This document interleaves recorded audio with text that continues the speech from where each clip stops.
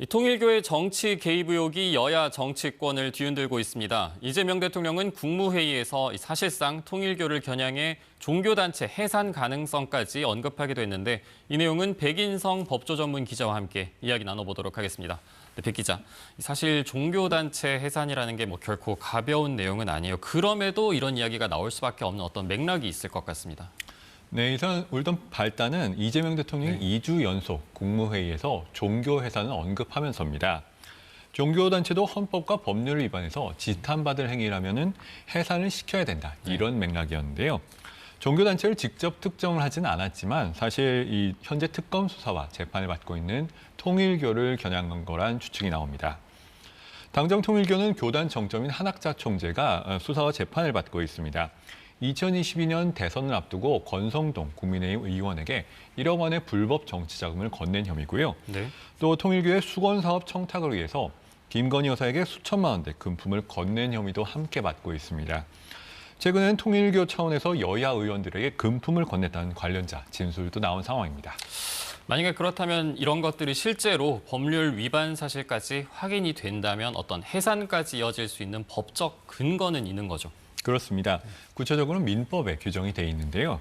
법인이 목적 이외의 사업을 하거나 혹은 설립 허가 조건에 위반되거나 또는 기타 공익을 해치는 행위를 할 때 주거관청이 설립 허가를 취소할 수가 있습니다.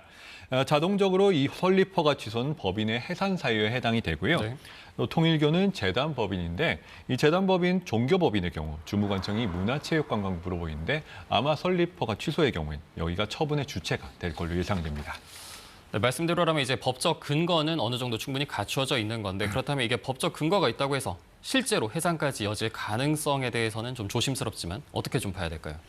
지금은 국무회의에서 법적인 검토 가능성을 내비친 상황인데 아직 통일교의 위법성이 확인되지 않은 상황이라서 이르다, 이런 평가가 상당수입니다.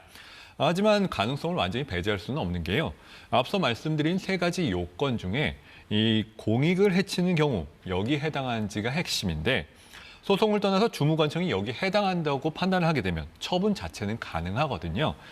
물론 소송은 또 다른 문제라서 이 공익을 해치는 경우 이 문구의 의미는 법인의 목적 사업이나 존재 자체 또는 행위가 직접 구체적으로 공익을 침해하거나 법인의 소멸이 이 제재 수단으로서 꼭 필요한 경우를 말해서 여기 해당되지 않으면은 법원이 이 처분을 취소를 하게 됩니다.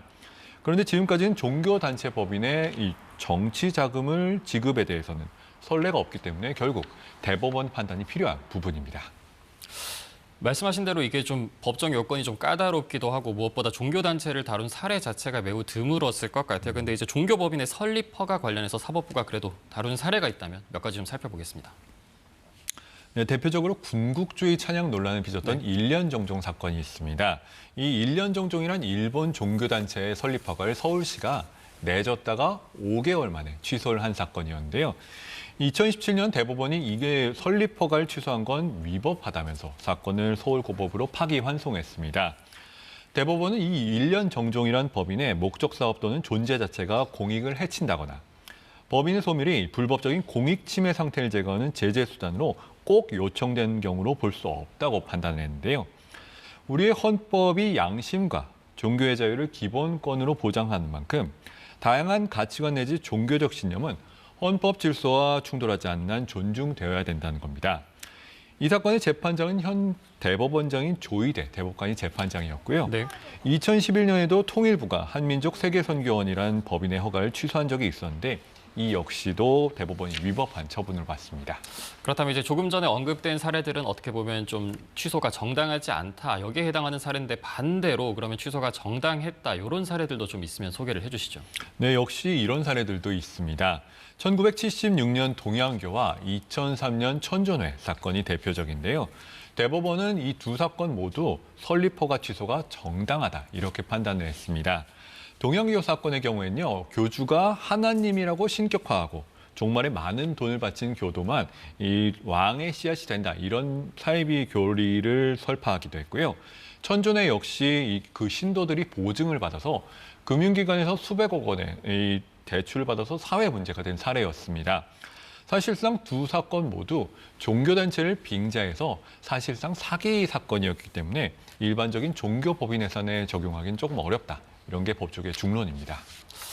사실 당장 적용할 수 있는 문제는 아니고 또 상당히 좀 어떻게 보면 가정적인 질문일 수 있는데 만약에 실제 법인 해산까지 이어졌을 때 예를 들어서 뭐 신도라든지 이런 분들에게는 뭐 어떤 영향을 미칠 수 있는 건가요? 네, 설립허가 취소로 교단이 해산이 된다고 하더라도 우리나라에선 법인이 아닌 조직단체, 그러니까 비법인 사단 형태가 남게 됩니다. 그러니까 신도들의 종교 활동 자체는 계속될 수가 있는 것이죠. 다만 법인 설립 허가가 취소되면요, 법인 재산에 대해서 청산 절차를 밟게 됩니다. 네. 법인 채무를 다 변제를 하고 남은 재산은 종교법인 정관에서 지정한 자로 귀속시키거나 아니면 주무관청의 허가를 얻어서 유사 목적으로 처분을 하거나 그래도 남으면 국고에 귀속이 되는 겁니다. 또 정관에서 비법인 사단으로 승계하기로 정해놨다고 하더라도 그 재산이 교단, 교인 모두의 소유가 되거든요. 이 때문에 법인의 재산을 임대하거나 매매하는 것, 이런 처분을 하려면 사원 모두의 동의가 필요한 것입니다. 또 비법인 사단의 경우에는 보조금이나 지원금을 제대로 받을 수가 없고 공공기관 계약 체결, 대규모 부동산의 보유 이런 게 사실상 어려워지기 때문에 통일교 같은 대규모 법인은 상당한 타격을 입을 수가 있습니다. 통일교 입장에서는 뭐 존립에 아주 결정적인 계기가 될 수밖에 없겠습니다. 네, 여기까지 듣겠습니다. 백인성 법조전문기자였습니다.